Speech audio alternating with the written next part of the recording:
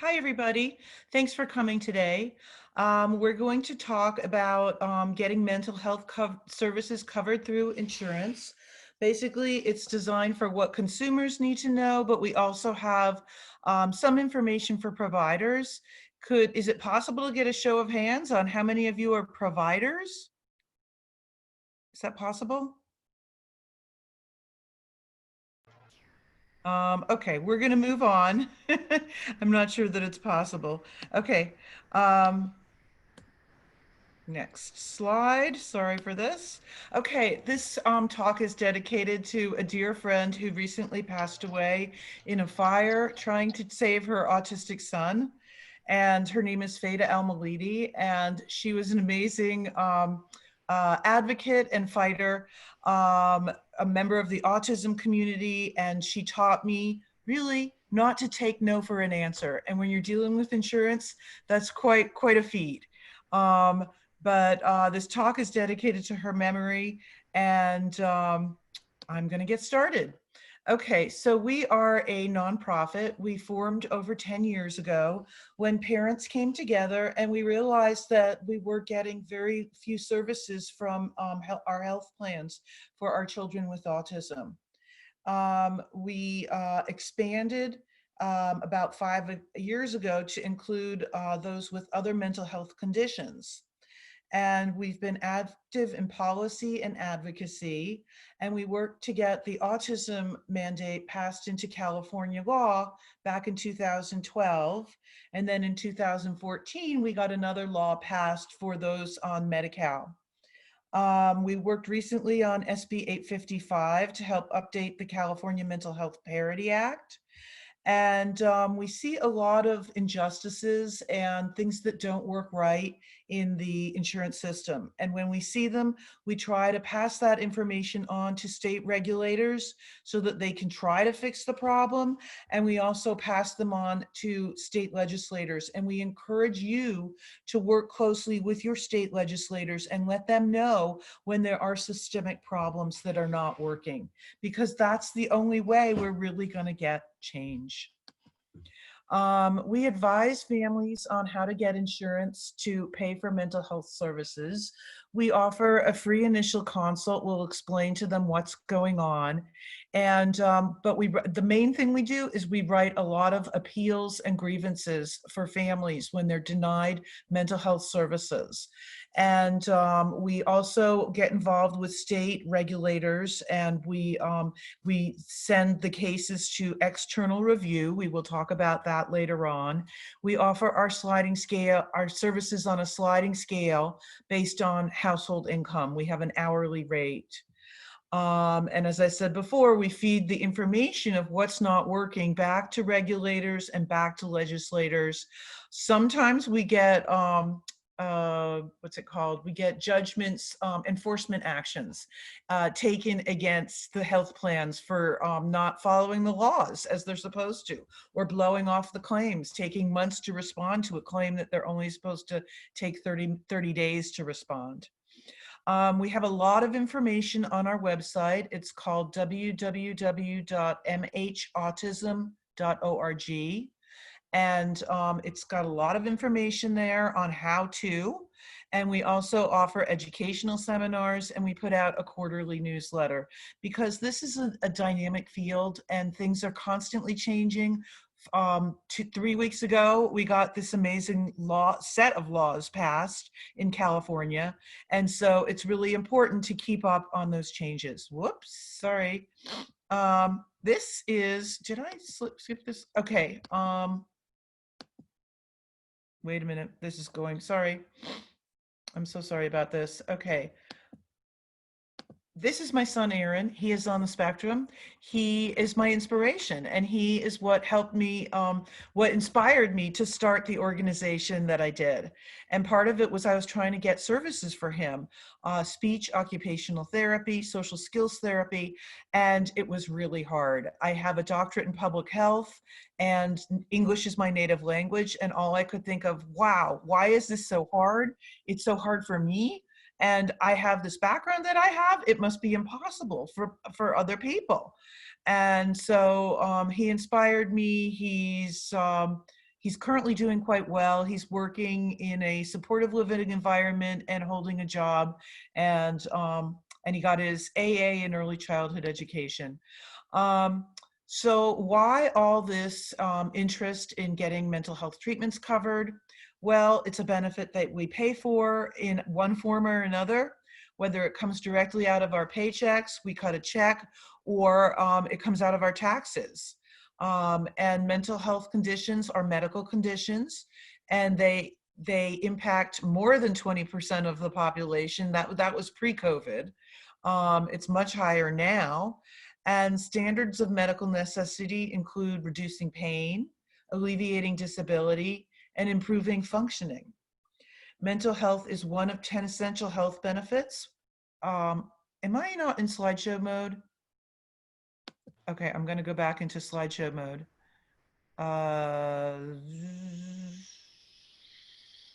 Slideshow from current slide. There we go. Is a benefit that we pay for. Mental health is one of 10 essential healthcare benefits that are required to be covered through the Affordable Care Act. And additional protections, including parity mandates, should make it harder for health plans to deny treatment. And you see the big letter "should" in capitals. That's because just because it should and just because there's a law in place doesn't mean that it's always going to happen or it's automatically going to happen. We do have to continue to fight for the laws that we have in place. And it shouldn't be that way, but it is. Okay, so here's just a little tidbit that most people know. Your child with a mental health issue can stay on your plan.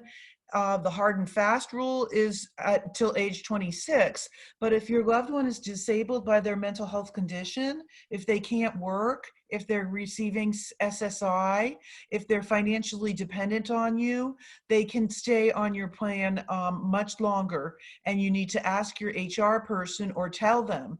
And often they will include your child for longer on your plan. Ask your HR person at work. You may need a letter from your child's physician or therapist in order to make that happen. They should be eligible for Medi-Cal, especially if they're eligible for SSI if they cannot work. And you can use both insurances together. Where Medi-Cal will pick up the copays and the deductible so long as your provider is a Medi-Cal provider. And then when you retire, if you have private insurance and you're eligible for Medicare, often your child can be eligible for both Medicare and Medicaid together. If you're in a mental health crisis and you're trying to get services, I tell a lot of my families this, that consider it designating a loved one or a professional, if you can afford it, to advocate on your behalf. And that is because health plans they often try to save money, and they may not be motivated to try to get you the level of care that you or your therapist think you need. So I encourage you, go to your health plan's website and designate an authorized representative, a friend, or someone that knows the system to act on your behalf and share your protected health information. And the reason I say that is trying to get needed services can be really, really stressful. And they make it hard. You can sit on hold for a really long time, and it can just add to your problems. And I encourage you to stay involved in the big picture decisions. But if you can leave those stressful, like marathon phone calls to somebody else, do it. So it's important to know what your plan covers and what it doesn't cover. And you need to get a copy. It's a good idea to get a copy of your plan manual. It's also known as, if you work for a big company, it's going to be called the Detailed Summary Plan Description. And you might have to get that by going into the health of the employer website or ask your employer HR person. If you're on Medicaid, Medi-Cal, or if you're in a state regulated, if you have a smaller employer, like less than like 500 people, it's usually, you can get it directly from the health plan itself, from going into the website and downloading it. And most Medicaid and government plans, they publish the plan manual online. It's called, and if you've been denied care, you want to look up and see what the rules are, what's covered, what's not, how to file an appeal, how to file claims, deadlines for all that, etc. Fully funded plans in California. So in California, we have actually two state regulators. We have the Department of Managed Healthcare, the DMHC, and they regulate some of the blue plans, most HMOs, and most Medicaid managed care plans. And so if you have a problem getting services, you would reach out to them, usually after you filed an appeal or grievance with your health plan. If it's urgent and your health plan isn't responding to you, you can go straight to them. California Department of Insurance is the other regulator in our state, and they regulate most other PPOs. Those are plans where you have the choice of where to go, and most of the blue life and health plan matters, health plans. And dealing with the regulator, it's important, it matters.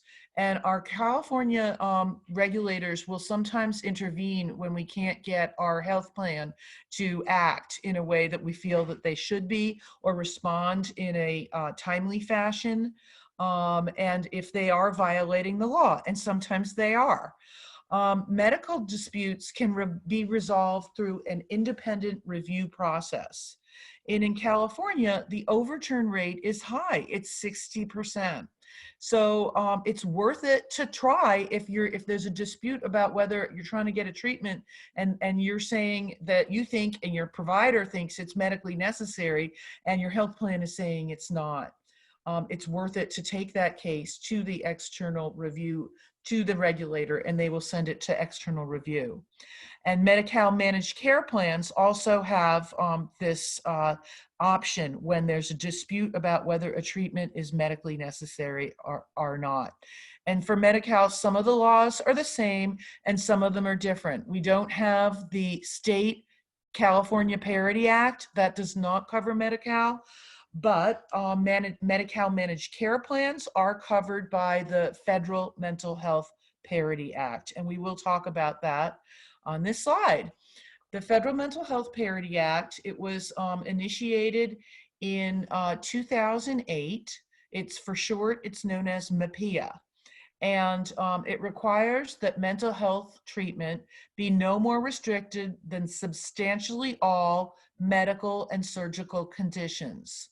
And and by substantially all, they mean at least 2/3. There's been a lot of court cases that have gotten into the nitty gritty and made enforced definitions. And there's two different types of treatment limitations that this act talks about.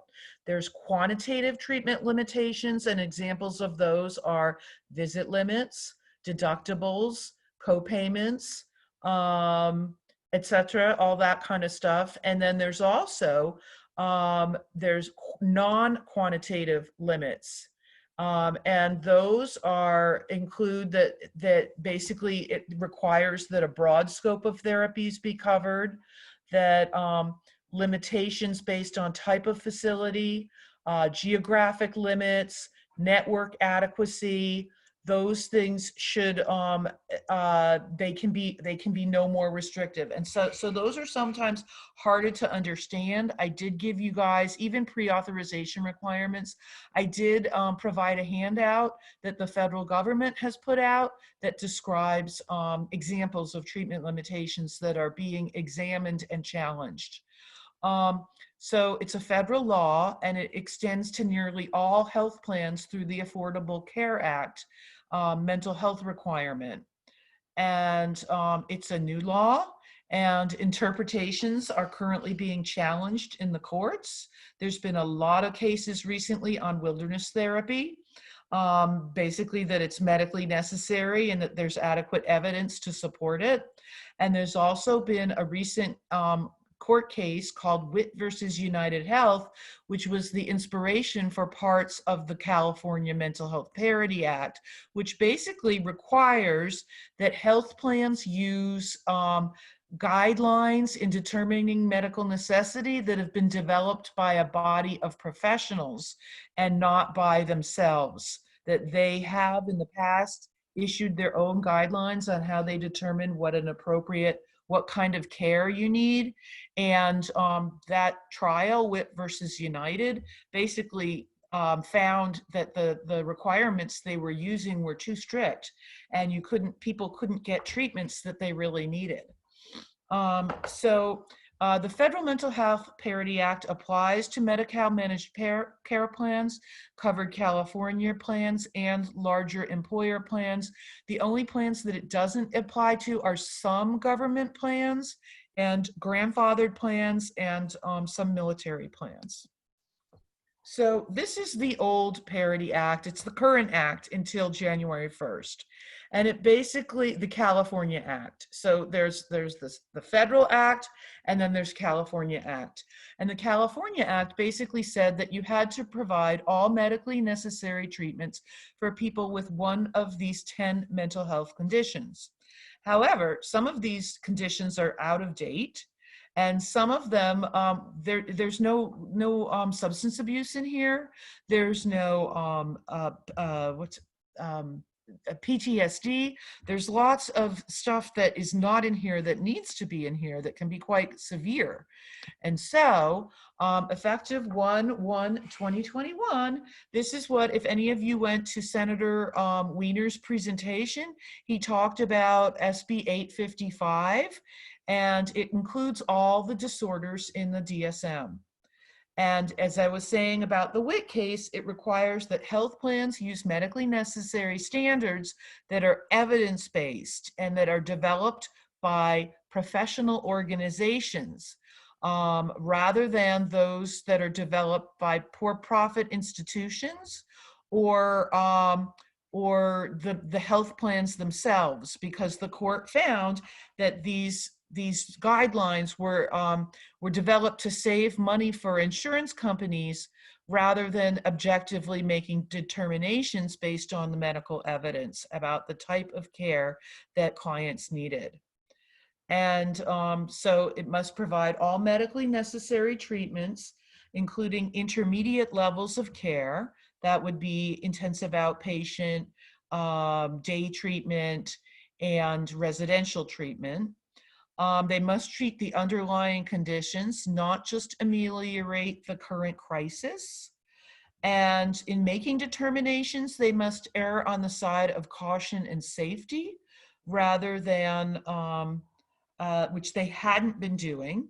And they must treat to maintain function and prevent deterioration. Sometimes with standards of medical necessity, they require that you show continuous improvement. Well, this piece in the California Act says, no, it's okay if you just maintain where you are. So that's an improvement over where we have been. The next part of this presentation, I'm going to talk a little bit about the nuts and bolts of how to get insurance coverage through your health plan. Start by calling your plan. If you're in a managed care plan, you have to make a good faith effort to explore the network and see if they have someone that treats the disorder that you have and that can do it. So you have to work with them. And this may involve calling the number on the back of your card and explaining that you or your loved one needs mental health treatment and what's going on for you. If you're in Medi-Cal, most counties have something called the Access Program. And that's your way in, and they need to decide if you qualify for a moderate to severe mental illness, and then you will be let into the county mental health system. So when you're having these kinds of initial phone calls with your insurance company, you do not want to say, oh, it's really not that bad. You want to be very specific and tell them what's going on. Do not understate it. And if you know about what kind of program you need, if you've been working with someone who's advised you, tell them what you need. Describe what's going on. And if you've had a recommendation that you need a higher level of care, you need to tell them that. Like if you're a danger to self or others, or if you're having difficulty functioning because of your mental health issue. Um, and then if you need a higher level of care, meaning more than just outpatient, facilities are grouped by gender, over or under 18, and specific type of problems that you're dealing with. So all of that comes into play. And so you want to get a list of facilities from them, or a list of providers that are appropriate to treat your condition. And you want to call down the list. And I would say probably about 10 phone calls is enough, but you want to document it. And you want to be able to show that you did your homework and you tried to explore the network. If you can't find anyone that's appropriate, call them back and tell them that they need to help you find someone. And if you're in a PPO, you can see anyone in the list, but it's a good idea to explore the network first, because they will pay at a much higher rate if you work with the network. And the therapists will often take responsibility for filing the claims and risk not getting paid, and they may go to bat for you if the plan doesn't pay. So whenever you call your plan, keep a notebook or log of ongoing communication, and you want to write as much stuff down as you can. You want to write down who you spoke with. They'll usually just give you their first name and last initial of last name. Write down the date and time, what you discussed, if you reached a resolution, and always ask for a reference number. And I've won cases because I've gotten a reference number where the plan told me that something was covered, and then it turned out that they were disputing it, and I was able to show to the state regulator, yeah, I got this number and this shows this is, and they found that they asked for the phone call. They asked the company to send the recording of the phone call. They often are recording those phone calls, and they saw that the person had told me the care was covered, and then they approved the case. And that was worth like $40,000.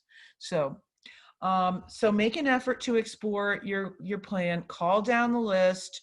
And then if you can't find anyone in your network, you might want to show that list to people in your support group or your doctor to get a sense of who's good on the list.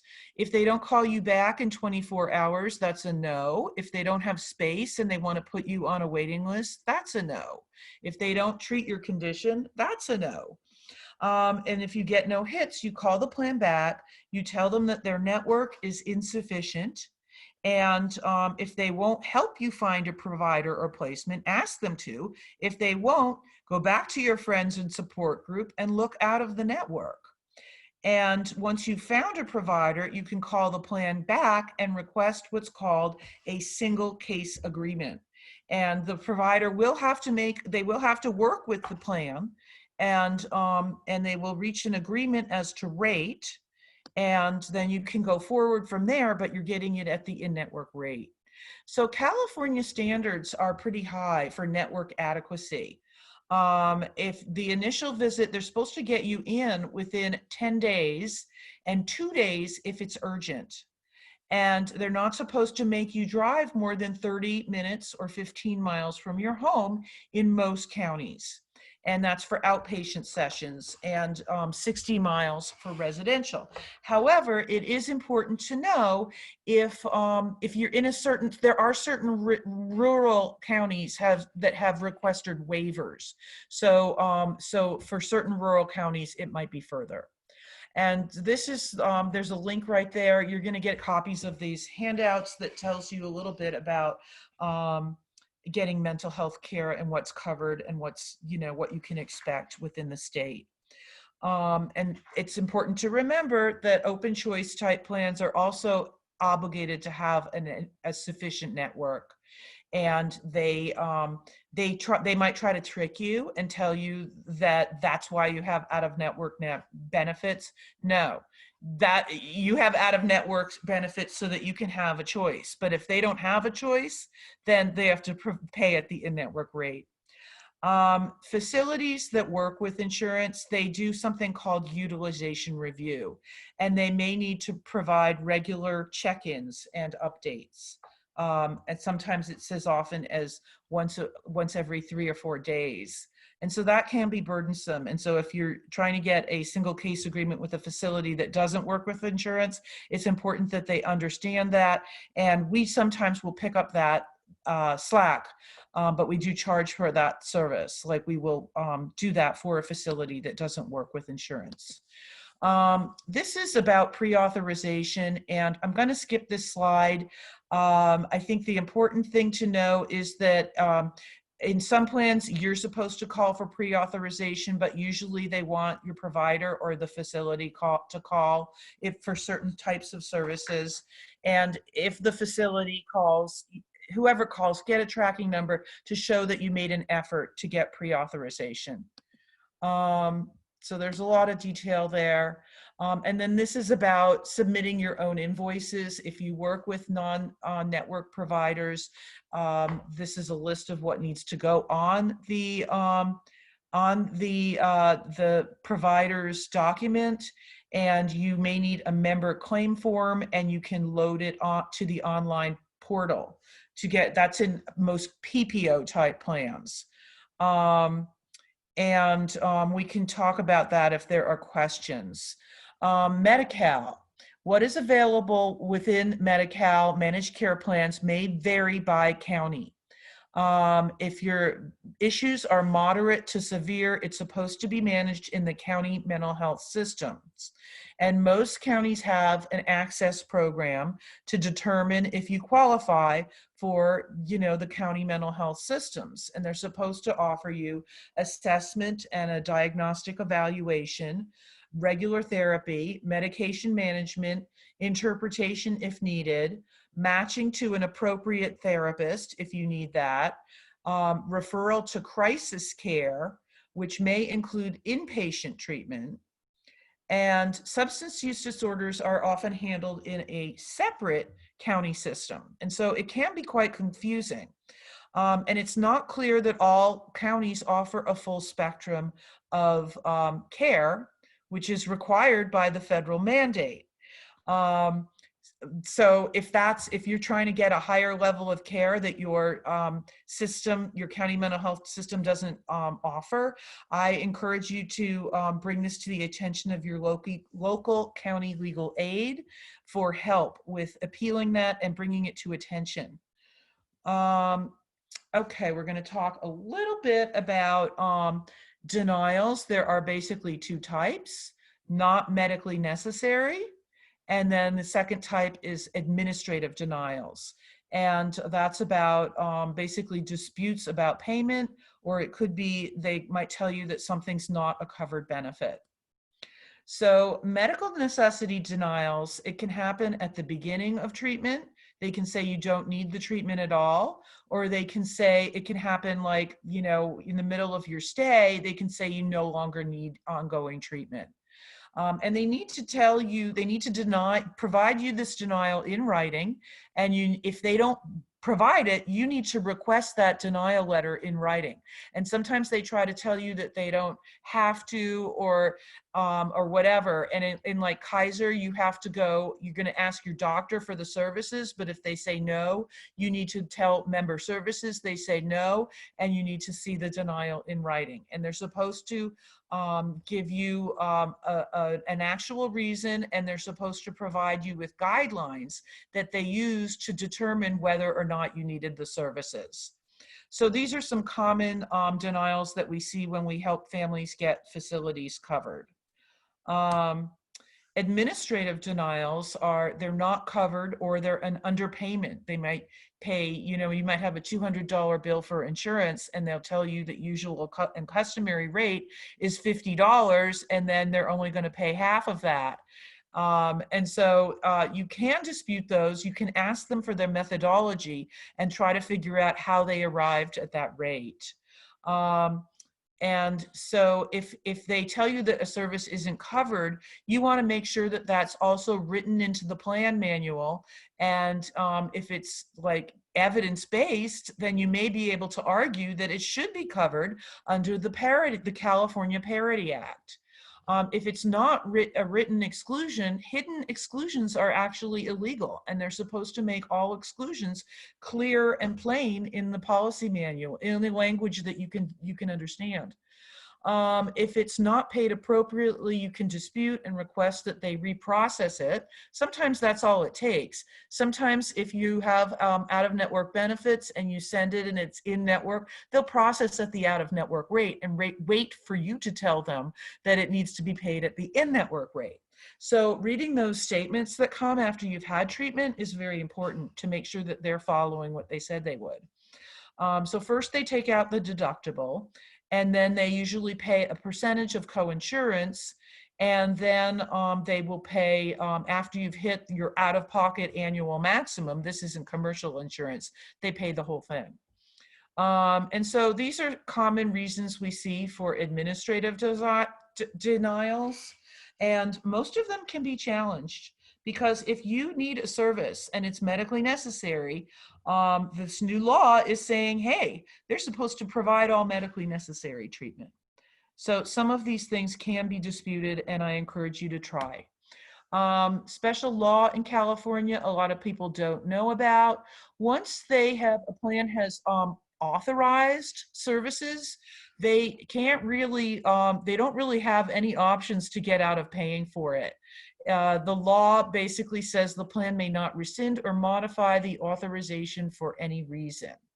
And when you get an authorization from a plan, get an authorization number and ask for a tracking number for the phone call and request an authorization in writing. And this applies to Medi-Cal as well.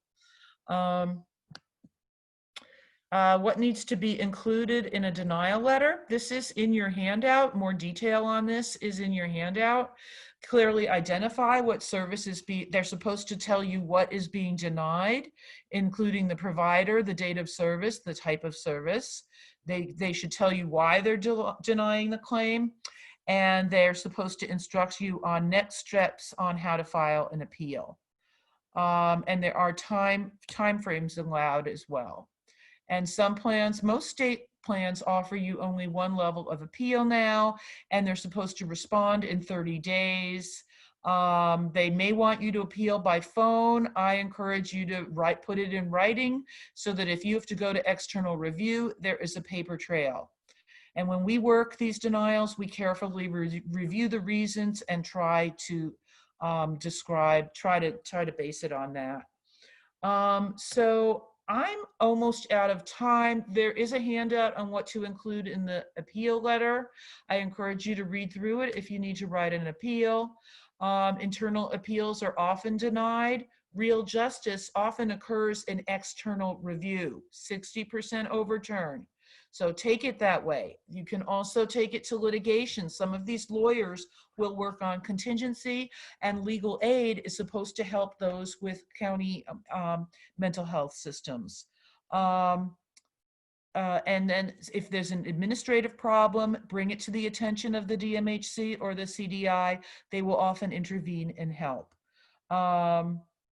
Let's see, external review means it goes out to an independent, usually a psychiatrist, and they make a decision about whether it should be included or not. If the plan is regulated by the state of California does publish their overturn rates, so you can go online and review it. We have a lot of fantastic laws. The health plans often don't follow them.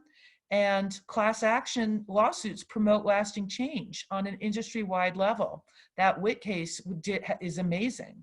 And many of these lawyers, as I said before, work on contingency. And they'll only take the cases if they think there's a good chance of winning.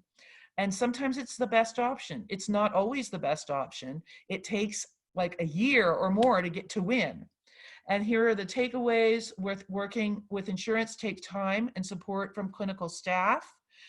Choose your battles carefully. Establish relationships with your state and federal representatives. They have a person that is in charge of constituent services, and you want to let them know when you can't get the care you need. I've asked Senator Wiener if we can call him and reach out, and if his staff will help us if we're having problems getting SB 855 implemented. The news media can have an impact, and sometimes just shining a light will make an insurance company give in. Don't give up. It's worth the fight, and we can help. So I'd love to take some questions. Tori, can you help? Yes, so I went ahead and put the first question in your chat box. I'm not sure if you're able to quite see that, but let me go ahead and read it out to you. Thank you. I appreciate it. Oh, of course. What are the best practice ways to engage a family member whose SMI seems to be worsening and engaging in added treatment? And then it states that I'm sorry, I don't understand the question. What is the, all right, I'm looking at the chats. Is it in the chat box? Yes. No. I sent it to you. What are the practice ways to engage a family member who seems to be worsening and engaging in addict treatment? Okay. And so you're talking about bringing the person around. Is that what you're saying? If they're talking about to bring the person around to agree to treatment, I would say an intervention is one thing that you can do where you have loved ones and a professional involved in convincing them that they need to do something.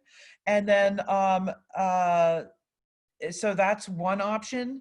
And if that doesn't work and they're living under your house and you're paying for them, you know, you can tell them that they might need to go to a shelter, that they cannot carry on with their behavior in your house. And with 10 years, you've probably tried many of these things. And hopefully this AOT will be a helpful addition of tools in the arsenal that can be used. Thank you. Thank you, Karen. So I don't see any additional questions in the chat at this time. Anyone that has a question, please go ahead and put it in the session Q&A or the chat box.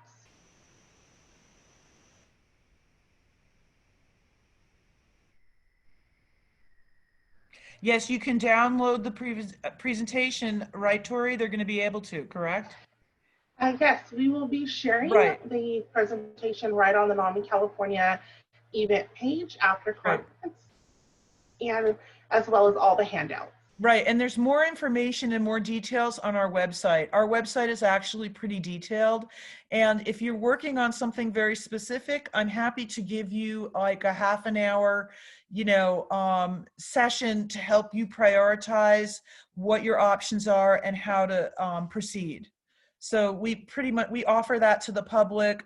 Sometimes if it's a quick question, I can answer it in email. And I'm happy to do it. It's Karen at Karen at mhautism.org.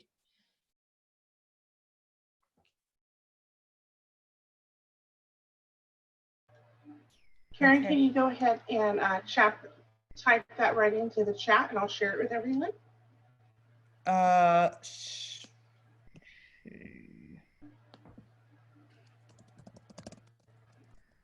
Okay.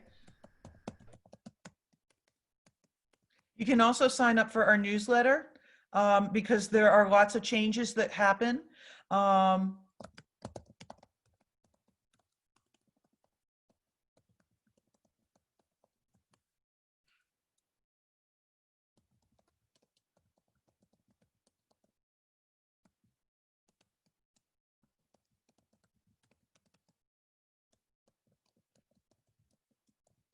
Okay, there you go. You have my phone and contact information, and go to the website, and yeah, I'm happy to walk you further through it.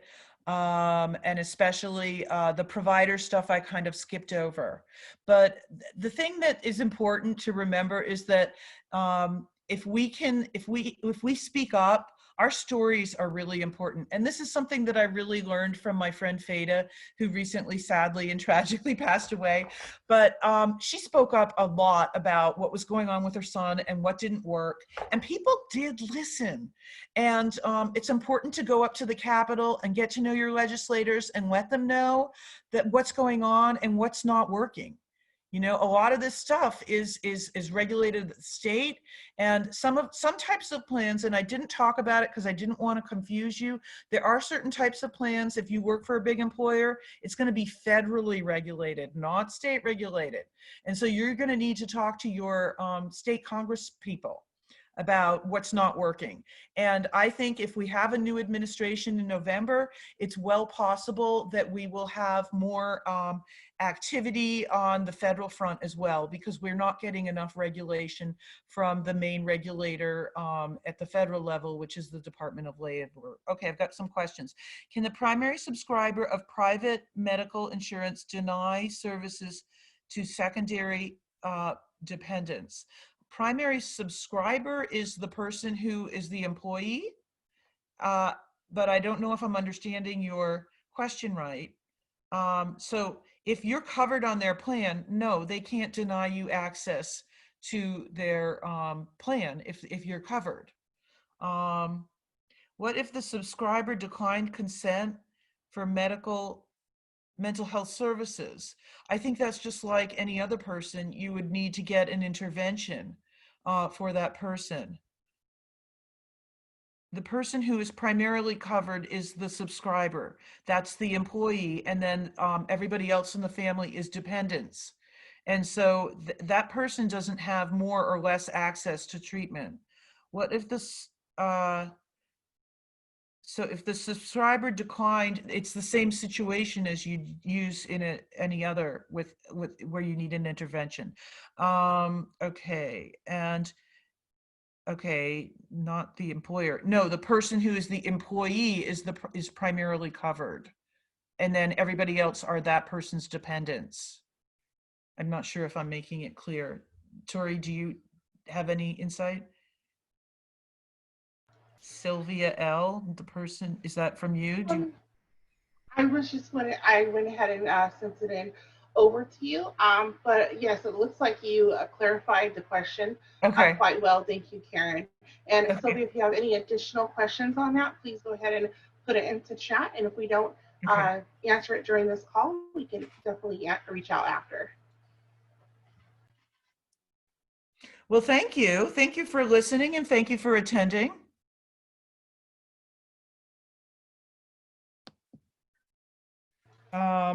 We actually have 2 minutes left. Any additional questions, please feel free to put them in the chat box. If we're unable to answer anything now, we'll continue to answer questions in the session Q&A. So please reach out, join our community box on the Whova. And thank you guys all for coming. Thanks. These are extra slides I had to explain the difference in how things are regulated. So it's important to know what protections you have and who to speak up to when you can't get services. So if you have a state, if you work for a big company, chances are you're not protected by state law, but you're protected by federal law. And your person to speak up to would be your federal legislator, not your state legislator. Whoops. Okay. Primary subscriber cannot deny the set. No, no way. They cannot. So the primary subscriber, the employee, cannot deny the secondary dependents from specific services or providers on the private medical insurance. Correct. It's like you're a member of the plan. And even though your primary subscriber is, I mean, now there could be issues with adults and minors, and that's sort of a different issue, but I think state law requires that minors, teenagers have the right to directly access mental health treatment. I believe that's part of California law. Anyway.